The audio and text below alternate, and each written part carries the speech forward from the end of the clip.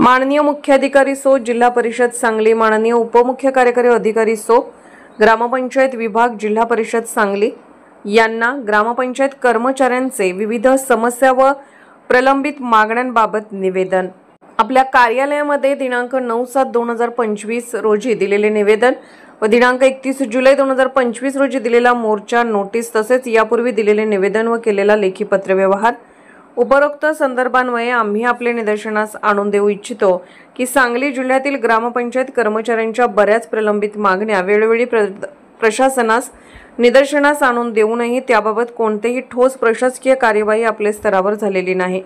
सबब आपण ग्रामपंचायत कर्मचाऱ्यांच्या मागण्या व समस्येबाबत जातीने लक्ष घालून त्या सोडवल्यास गरीब कर्मचाऱ्यांचे या महागाईच्या कालावधीमध्ये जगणे सुसह्य होणार आहे।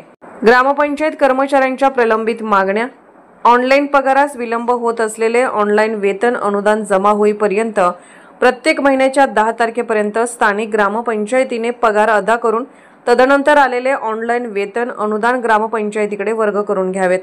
ग्रामपंचायत कर्मचाऱ्यांची वेतनाची फरकाची बिले अदा करण्यास जाणीवपूर्वक विलंब करणाऱ्या शासकीय कर्मचाऱ्यांवर कठोर कार्यवाही व्हावी। उद्योग, ऊर्जा व कामगार विभाग यांनी दिनांक 10 ऑगस्ट 2020 रोजीच्या अधिसूचनेप्रमाणे सुधारित किमान वेतनाची त्वरित अंमलबजावणी करावी व त्यांच्या वाढीव फरक बिलांची 35 महिन्याची थकबाकी द्या। राहणीमान भत्ता रुपये 3410 दरमहा जाहीर झाल्याप्रमाणे फरकासह त्वरित अदा करावा। लोकसंख्येच्या जाचक आकृतीबंधाची अट रद्द करावी आणि शासन निर्णय निर्देशाप्रमाणे आकृतीबंधाबाहेरील कर्मचाऱ्यांनाही किमान वेतनाची आणि 10% आरक्षणाचा लाभ द्यावा। एकूण देय पगारावर प्रॉव्हिडंट फंड रक्कम रुपये 8.33% फरकासह खात्यावर जमा करून फंडाची खाती अद्ययावत करून पावत्या व पासबुके द्या। तसेच रक्कम पगारातून कपात करूनही खात्यावर जमा करत असलेल्या संबंधितावर फौजदारी गुन्हे दाखल करा। जिल्हा परिषद भरतीमधील 10% ग्रामपंचायत कर्मचाऱ्यांची रिक्त पदाचा अनुशेष जाहीर करून त्वरित भरती करावी। तसेच वर्ग ई पदाची भरती ही अनुकंपाप्रमाणे ग्रामपंचायत कर्मचारी ज्येष्ठता यादीमधून त्वरित सुरू करावी। संघटनेमार्फत रीतसर पत्रव्यवहार करून ही माहिती उपलब्ध करून न देणाऱ्या संबंधितांवरही योग्य ती कार्यवाही व्हावी। माननीय मुख्याधिकारी अधिकारी सो यांच्या आदेशाप्रमाणे ग्रामपंचायत कर्मचाऱ्यांना सुधारित ड्रेस कोड गणवेश देण्यात यावेत। सर्व कर्मचाऱ्यांची सेवा पुस्तके, ओळखपत्रके त्वरित अदा करा। सेवानिवृत्त ग्रामपंचायत कर्मचाऱ्यांना ग्रॅज्युटी व थकीत पगार विनाविलंब अदा करा। वसुलीची अट तात्काळ रद्द करावी। कर वसुलीमध्ये ग्रामपंचायत बॉडी ग्रामसेवक यांना कृती कार्यक्रम दाखवून द्यावा।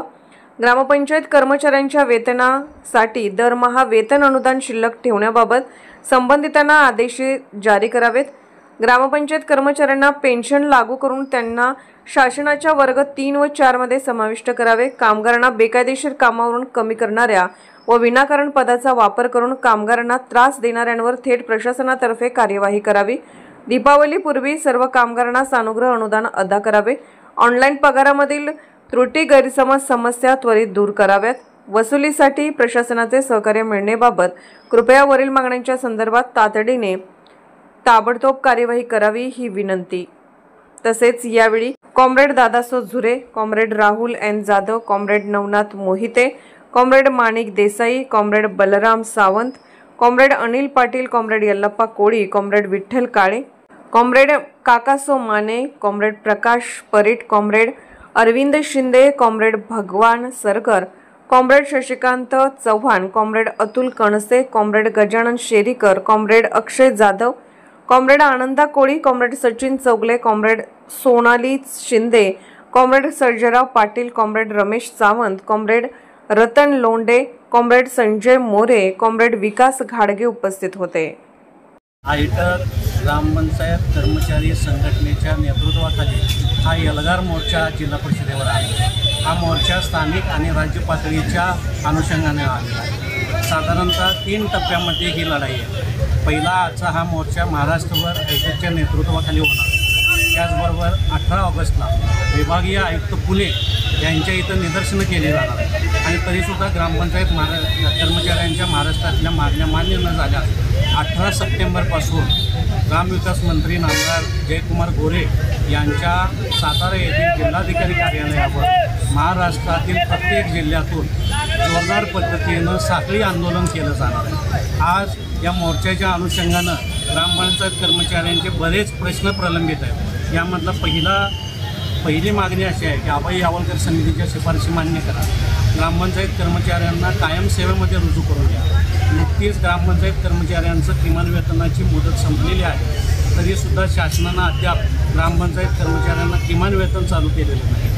त्याचबरोबर सुधारित किमान वेतनाची अंमलबजावणी व्हावी। 35 महिन्याचं जे एरियर्स फरक आहे ते कर्मचाऱ्यांना तात्काळ अदा करावेत अशी मागणी आहे। त्याचबरोबर सुधारित झालेला राहणीमान भत्ता असेल, त्याचबरोबर ग्रामपंचायत कर्मचाऱ्यांचे स्थानिक प्रश्न असतील, या बाबतीतही हा एल्गार मोर्चा। तसंच आज रोजी जे सेवानिवृत्त कर्मचारी आहेत त्यांना पेन्शन मिळावी, त्याचबरोबर त्यांना ग्रॅच्युटीची रक्कम अदा व्हावी।